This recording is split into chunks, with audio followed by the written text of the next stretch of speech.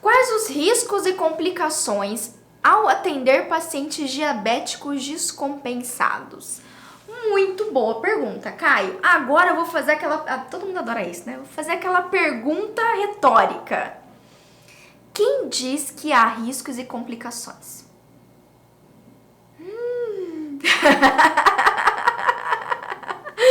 Como assim, né? Agora... Oi, peraí. Como assim? Como assim? Como assim? Como assim?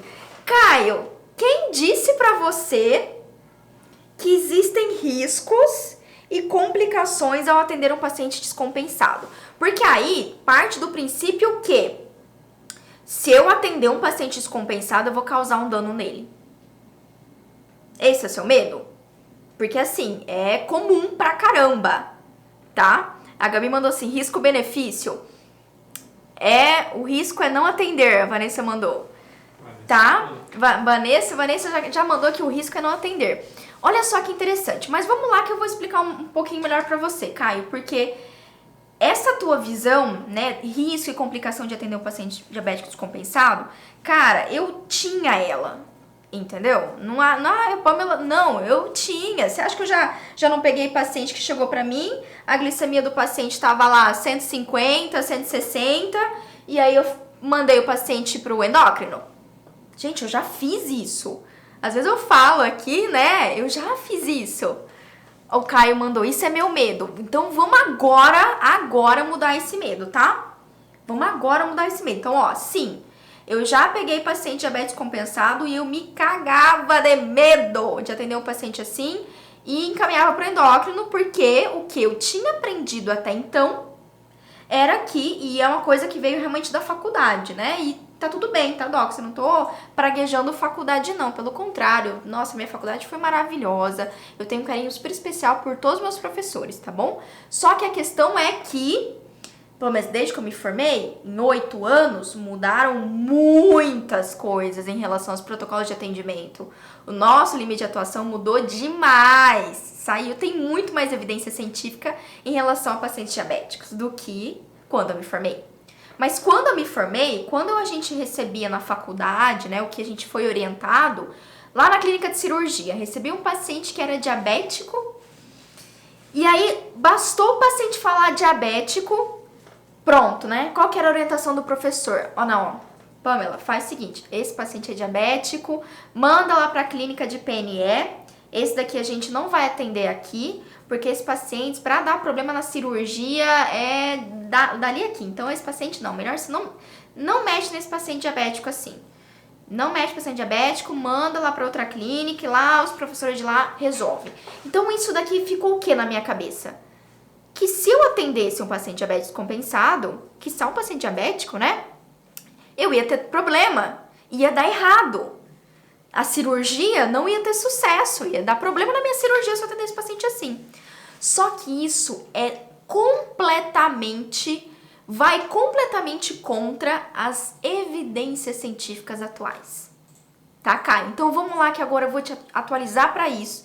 Eu vou te atualizar com isso e a gente vai dar uma voadora, vai dar um fatality, hashtag anos 90, um fatality nesse teu medo, tá? Olha a gente aqui no... hashtag anos 90, tá bom? Vamos dar o fatality. Então, olha só, o que acontece? A evidência científica já mostrou pra gente o seguinte. Quando eu tenho um paciente descompensado, tá? Ou seja, ele tá com a diabetes, você aferiu a diabetes dele, a glicemia dele, inclusive isso é uma coisa, né? Paciente diabetes descompensado. Descompensado quanto? O que é um paciente diabético descompensado? Vamos começar por aí, né? Qual é o parâmetro que você utilizou para considerar o paciente diabético descompensado? Eu não tô te cobrando não, tá? A gente só tá aqui pensando junto. Estamos pensando junto. Pamela, ele me falou que ele tem uma glicemia, que é difícil ele controlar a glicemia dele. Tá, esse é um indício. Mas você mesmo conferiu a glicemia do paciente ali quando ele foi pro atendimento? Para você saber o quanto estava descompensado? Por quê? Porque numa pessoa não diabética, a pessoa ter glicemia em jejum até 99, né, tá ok. Se a minha glicemia em jejum tá menor que 99, não sou uma pessoa diabética. Agora, se a minha glicemia em jejum está acima de 126, eu já sou considerada uma pessoa pré-diabética, diabética, né? Tô com teve algum problema ali, precisa ser investigado. A minha glicemia tá muito alta para alguém em jejum, certo? Só que aí eu tenho que medir. Aferiu 126, tá alta, tá elevada? Sim, tá elevada, mas isso ainda caracteriza só o diagnóstico, né? Caracteriza um paciente talvez com uma resistência insulínica. É descompensado? Não necessariamente. Não necessariamente. Na verdade, quando um paciente diabético faz o tratamento para diabetes, usa lá a metformina, a insulina dele, o médico endócrino espera que ele consiga manter ali a glicemia na casa menor do que 126. Às vezes ele não vai conseguir ter uma glicemia 60, 70. Nunca na vida. Não quer dizer que ele está descompensado, ele está tratando a doença, certo? Agora, digamos que a glicemia dele deu 180, 200. Isso é um paciente diabético descompensado? É muito descompensado a ponto de não poder executar um procedimento odontológico, quiçá uma cirurgia? Não. Esse é um paciente diabético descompensado, mas sim, você pode completamente tratar ele com segurança, não tem nenhum problema nesse caso. O que será necessário é o quê? Manejo. Né? Será necessário alguns cuidados para você ter sucesso no seu procedimento. Então, se a gente parar para pensar quais são os riscos e complicações de atender, a primeira questão que a gente tem que responder é: como está a glicemia do meu paciente? O quanto ele realmente está descompensado? Porque a nossa visão de descompensação pode não ter um parâmetro. Entende, Caio? Pode ser que o seu parâmetro não esteja... Você nem tem um parâmetro de classificação ali de um paciente realmente descompensado. Vamos, o que seria um paciente realmente descompensado que não daria para eu fazer o atendimento ali no consultório? Um paciente com glicemia acima de 400. Você tá zoando, Pamela? Não. Um paciente com glicemia de 400. Mas, segundo ponto, além da glicemia que você precisa saber, Caio. Presta muita atenção no que eu vou falar. Eu não sou o Caio, mas todo mundo que tá aqui, né? Olha só. Quando a gente tem um processo infeccioso odontológico, seja uma endo, seja uma gengivite, uma periodontite, então nem se fala, esse fator inflamatório local desencadeia fatores inflamatórios sistêmicos que desencadeiam uma resistência insulínica, ou seja, a insulina não consegue trabalhar bem, captar toda aquela glicose do paciente e, consequentemente, leva a um quadro de hiperglicemia. Então, olha só, esse teu paciente diabético descompensado, quando você executa o procedimento odontológico, em especial aquele que é voltado para o controle de foco de infecção, não tô falando aqui implante, tá certo, Docs? A gente tá falando de procedimento voltado ao controle de foco de infecção. A profilaxia, a raspagem, a pério, o jato, a remoção da raiz residual, o tratamento endodôntico, o tratamento de uma pericoronarite, ok? Quando a gente trata isso, diretamente você está ajudando o paciente diabético a controlar a glicemia.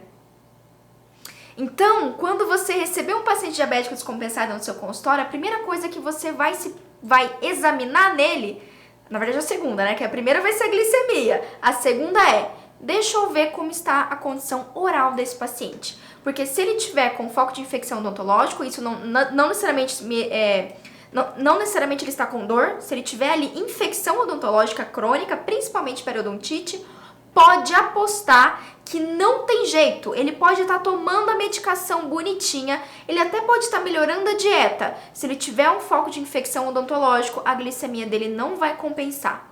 Ele vai ter uma resistência insulínica constante e ele vai ter um quadro de hiperglicemia constante. Isso é uma resposta inflamatória. Olha que interessante. Então, o verdadeiro risco de você não tratar um paciente diabético, ou melhor, o verdadeiro risco de você tratar um paciente diabético é você não tratar. É você não tratar. Lógico, não tô falando aqui que você tem que fazer um implante no paciente diabético descompensado. Vamos, a glicemia dele tá 250. Posso fazer um implante? Aí eu vou falar pra você. Depende, né? Vamos com um pouco de cautela. Aqui o que a gente tá falando? Falando de um procedimento eletivo, né? Um procedimento que o ideal é que esse paciente esteja mais estável, né? Esteja controlando pra gente ter uma chance maior de sucesso. Ok? Agora, clínica geral, trata, Caio. Se você receber um paciente diabético descompensado, a primeira coisa que você vai fazer, na verdade a terceira, vamos lá. A primeira foi aferir a glicemia, para ter certeza dessa descompensação. A segunda é tratar focos de infecção odontológico. E a terceira dica que eu vou te dar, que vai ser assim, o primeiro procedimento que eu sugiro você executar nesse paciente, que vai, Caio, vai. Sabe aí você, no seu consultório, fazendo odontologia? Doc, você leva saúde para as pessoas. Você não deixa só o dente bonito, cheirosinho, branquinho. Você, Caio, como dentista, ajuda um paciente diabético a curar da diabetes. Tá? Porque se ele faz uso da medicação, se ele muda os hábitos de vida dele, se ele faz uma dieta adequada, exercícios físicos, perde peso e ainda trata as infecções orais, ele está curando a diabetes. Olha que importante. Olha como o seu papel é foda. Olha como você pode ser foda pro seu paciente. Tá? Então, primeiro procedimento que você vai executar no paciente diabético descompensado, primeiro, full mouth disinfection. Existe todo um protocolo para isso, não vou conseguir falar aqui com você como é que faz a full mouth disinfection, todo o protocolo, mas basicamente você vai fazer uma desinfecção total da boca. Raspagem, uso de clorexidina, raspagem da língua, tudo. Orientação de higiene oral, assim, tipo, bonitinho, desenhando pro paciente. Tá? Então, o risco e a complicação que você pode ter de atender um paciente diabético descompensado é não atendê-lo. Aí sim você tá deixando, nem trazendo, você tá deixando esse paciente correr mais risco se você não tratá-lo. Combinado? You're the best.